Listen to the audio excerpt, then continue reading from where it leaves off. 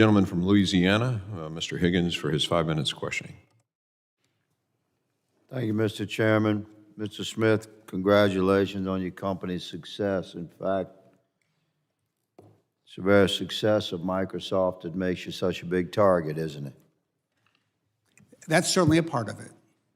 Would you generally agree that that Microsoft has grown so massive because of your own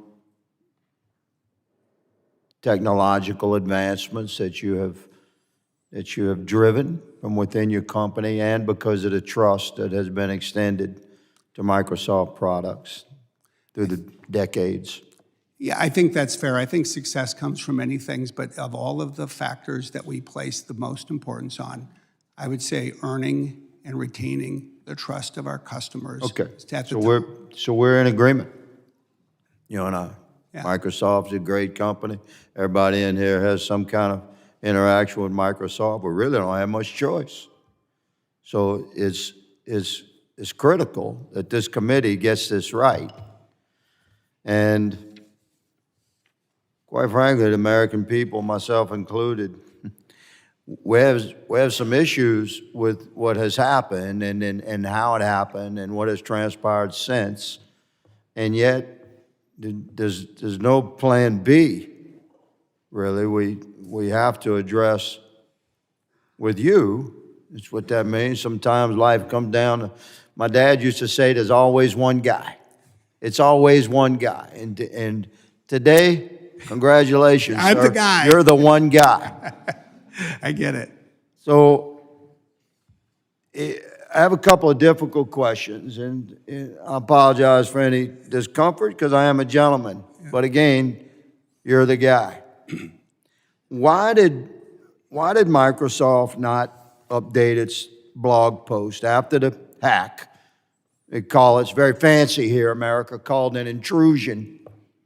But after the hack, the 2023 Microsoft Online Exchange intrusion, why did it take 6 months for Microsoft to update the means by which most Americans would sort of be made aware of such a hack?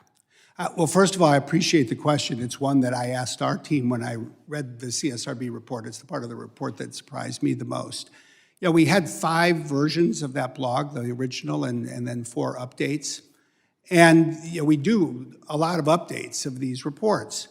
And when I asked the team, you know, they said the specific thing that had changed, namely a theory, a hypothesis about the cause of the intrusion, you know, changed over time. But it didn't change in a way that would give anyone useful or actionable information that they could apply. Okay, so you see, Mr. Smith, respectfully, that answer does not encourage trust. And regular Americans listening are going to have to move the tape back on a Microsoft instrument and listen to what you said again. But you didn't do it. I mean, you're Microsoft. You had a major thing happen, and the means by which you communicate with your customers was not updated for 6 months. So I'm just going to say I don't really accept that answer. And could I just as add, thoroughly honest, but I need to move on. No, could I just say, to another question?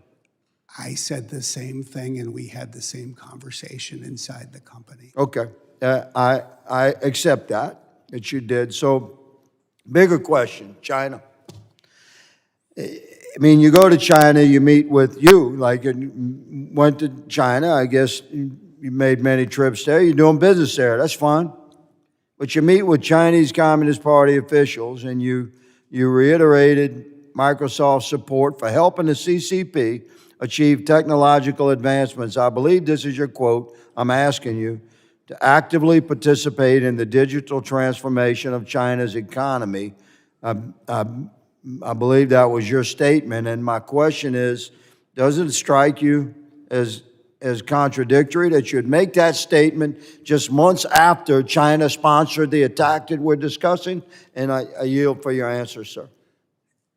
The reality is that was not my statement. I chose my words more carefully.